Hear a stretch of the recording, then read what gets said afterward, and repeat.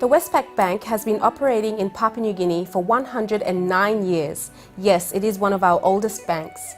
10 years ago, Westpac initiated the Westpac Outstanding Women Awards. The annual WOW Awards recognizes and rewards exceptional achievements made by women in both the private and public sector, and those who have made an impact within the community. On the show today, we are privileged to have Janet Sios, who was the winner of the 2015 Westpac Outstanding Women Awards in a steamship's not-for-profit category. Good afternoon, Janet. Yeah, thank you. Thanks so much for coming on the show. Yeah, thank you for having me on the show. We'll get straight into it. With this award, which was to recognize your work in charitable organization, can you tell us, were you expecting this recognition? I mean, we set, not really. We set out to do the work that we did in the foundation about 5 years ago.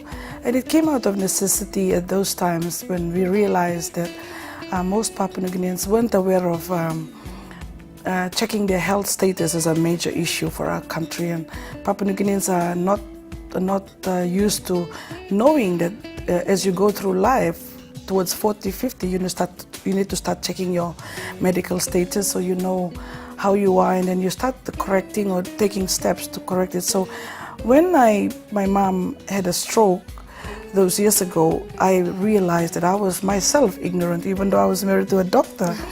And so I bought some equipment in Sydney, came over, started in Kokopo Market, and with the help of the doctors from Vunapope, started to do health awareness on the basic things that causes stroke, heart problems and things like that. And from there, we were asked to incorporate through IPA, and then from there it grew, mainly out of the need to bring about awareness on lifestyle diseases. And when we started to do that, we really didn't know we could be recognized through an award like this, but we are thankful to those that are behind Westpac Awards to recognize our people like us that are doing our work to help communities. Amazing story there. So can you tell us what compels you to do this charity work? Mainly is the need. I feel strongly that I've gone through life the way I have, and what I can put back to others is what I'm doing, mainly out of necessity to educate our people.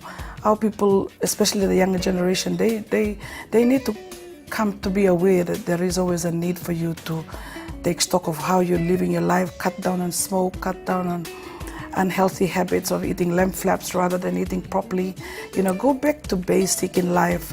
Get what our ancestors were doing. They were fishing, they were going into the bush and do gardening, and their life expectancy was longer. They were living to 70, 80, 90. Yes. But as you can see now, the trend in the last 10 years, or even more than that, it's been, people are dying at 50, 45, and that is because of our lifestyle way of living. We're more going in cars, we're not exercising, we're not eating well, and that's how it has compelled me to do what I do. Excellent. So the Hospital Poroman Foundation is an organization that you founded. Can you tell us a bit more about this? Yes, I was saying earlier on in my earlier statement, it came about out of necessity for myself, to educate myself, that I needed, if I was aware that my mom would have had a massive stroke because of the way she had diabetic problems, I would have done my bit to ensure that she went to the hospital and got medically checked and was on her medication to help her live longer. But right now she's been 8 years as a stroke patient, basically wakes up in the morning and all of that. And so that compelled us to do what we're doing. And I would probably say that our team have been in the forefront of lifestyle disease advocacy, and we've even gone to Parliament to talk to our leaders to be able to raise awareness on the issue.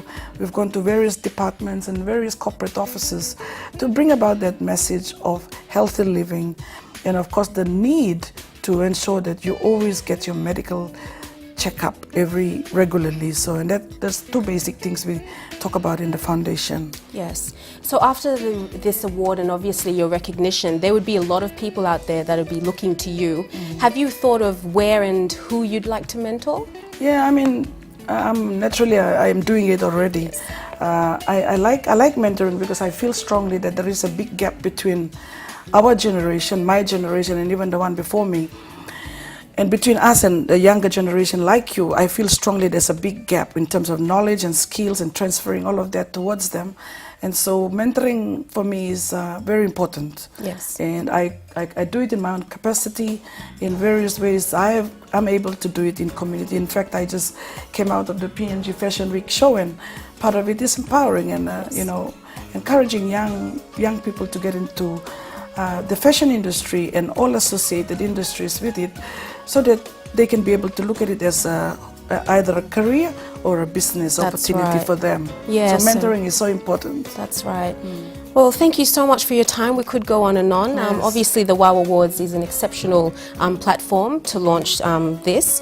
Thank you for your time.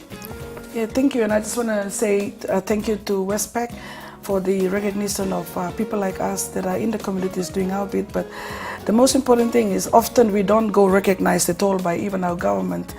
But, thank you to Westpac and those companies behind steamships and those companies at the back of them to be able to recognize the achievement of our women doing their bits to contribute to our nation.